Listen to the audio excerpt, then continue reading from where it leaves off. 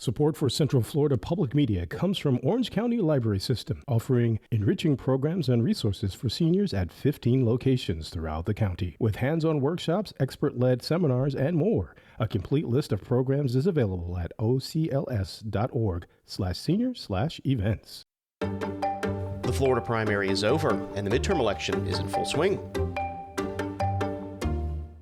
You're listening to The Wrap from Central Florida Public Media. I'm Brendan Byrne. Voters in Central Florida took to the polls in this primary election, with results coming in Tuesday on Election Day. Some races now head to runoffs, including Orange County's mayor and a handful of commission seats. An incumbent congressman was knocked out of the Republican primary, and the ballot is set for the gubernatorial election after party primaries for Democrats and Republicans. Tonight, we put aside our differences.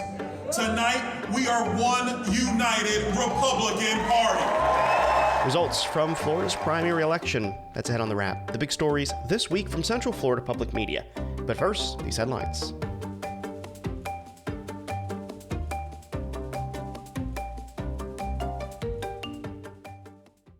The Federal Aviation Administration is proposing a new rule that would allow the Secretary of Transportation to exempt the commercial space industry from requirements under 13 environmental laws, including the Endangered Species Act.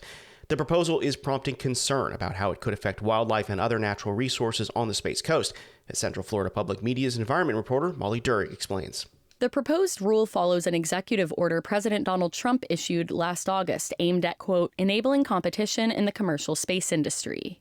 It's meant to reduce regulatory burden, but environmentalists say the proposal raises major red flags. Ivan Ditmars is an associate attorney with the Center for Biological Diversity. I think the concept of waiving 13 of the nation's core environmental laws with one simple regulatory provision is extremely out of the ordinary, and it should be treated as such. Ditmars says all 13 laws play a key role in ensuring spaceflight activities are done in an environmentally responsible way. The Endangered Species Act protects vulnerable wildlife living near Brevard County's launch sites, like the federally threatened Florida scrub jay and manatee.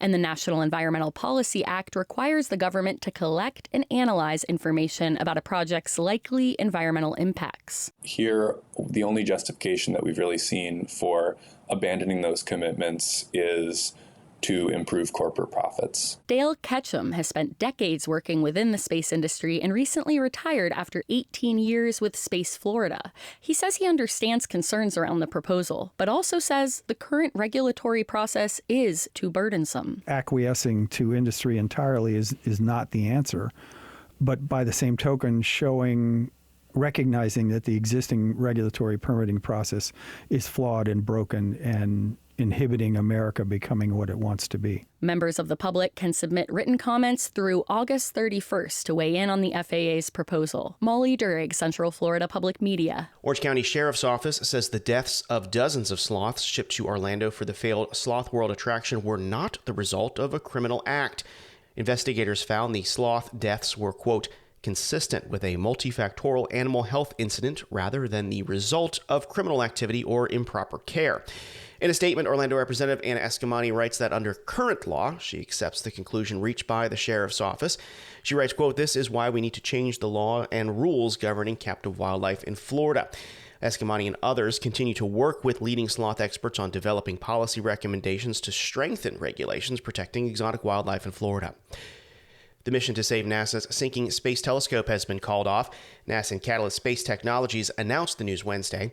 The startup company says its Link spacecraft will not attempt to capture the Swift Observatory and boost it into a higher orbit because of problems with controlling the rescue craft. NASA says this means the telescope will plunge through the atmosphere later this year. NASA paid $30 million for Catalyst to try to lift the aging telescope to a longer-lasting orbit. Intense solar activity caused Swift to lose altitude faster than expected. These stories and more on our website. Visit cfpublic.org. NASA's Mars Curiosity rover is celebrating a landiversary. It's been 14 years since it first arrived on the red planet, and since then, it's done a lot. Where we are now with Curiosity, 14 years later, how much we've discovered, and we're still climbing, which is awesome. Roving on the red planet, that's this week on Are We There Yet? Get it where you get this podcast.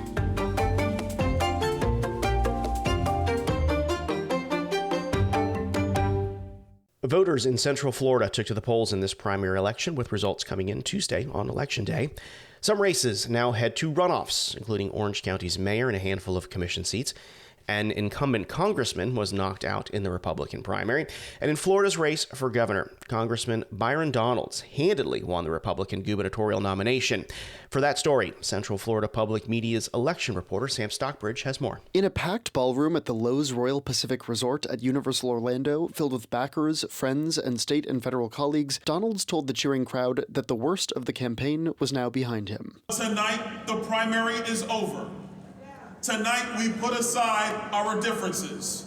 Tonight, we are one united Republican Party.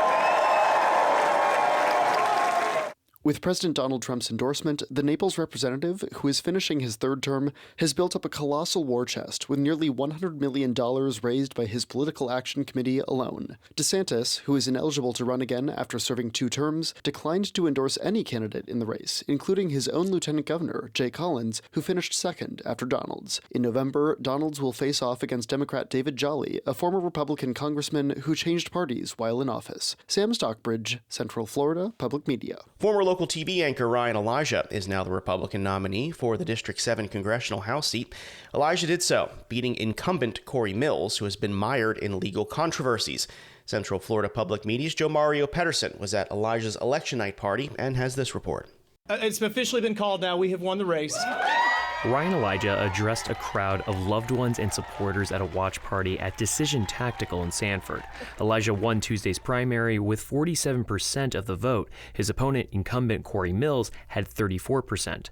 The House Ethics Committee is investigating Mills over campaign finance allegations.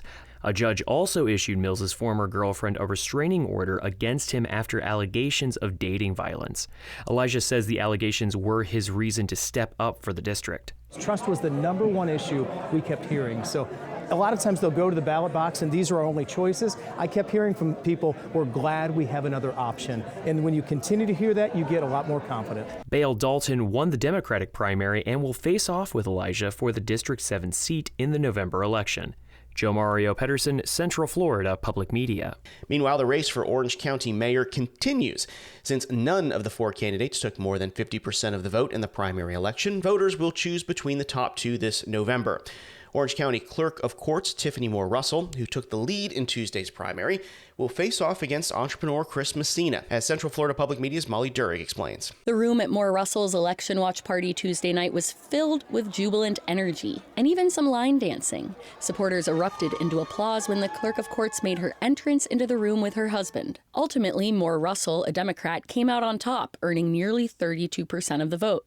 Messina took just over 27%. When asked what gives Moore Russell the edge over her opponent, she said it comes down to her background working in county government. I have the most experience in this race. I have served as a county commissioner, so I know this community. As the clerk, I understand the importance of how to serve residents as we're dealing with tough budget times. Messina, a Republican, says his focus is on affordability, not just keeping costs down, but also attracting more jobs to Orange County. He says of all 4 candidates in the primary, he alone supports Amendment 3, the proposed property tax overhaul that voters statewide will decide on in November. Molly Durig, Central Florida Public Media. Angie Gallo will be the next chair of the Orange County School Board after defeating fellow board member Alicia Ferrant in Tuesday's election. As Central Florida Public Media's education reporter Kayla Kissel tells us, Gallo celebrated Tuesday night with supporters, marking a new chapter after 8 years on the school board. Gallo defeated Ferrant with 59% of the vote. She's been on the school board since 2018, representing District 1, and has also served as president of the Florida School Boards Association. Now, Gallo is moving from representing one district to leading the 8-member board that oversees Orange County Public Schools. That means leading the search for a new superintendent and navigating declining enrollment in the district. Gallo says she knows the challenges ahead will require listening to people across the district, including those that didn't vote for her. I'm here to represent everybody. Whether you voted for me, you didn't vote for me, I will listen to you. I will listen to your diverse thoughts, your diverse ideas. That's who I am. Another priority is teacher pay. She plans to push for a property tax proposal that would go before voters in 2028, with the money dedicated to teacher and educational support staff pay. Kayla Kissel, Central Florida Public Media. Find more results from Tuesday night on our website. Visit cfpublic.org. That's it for The Wrap this week. This podcast is produced by Central Florida Public Media with editorial assistance from News Director Latoya Dennis. I'm Brendan Byrne. This is The Wrap.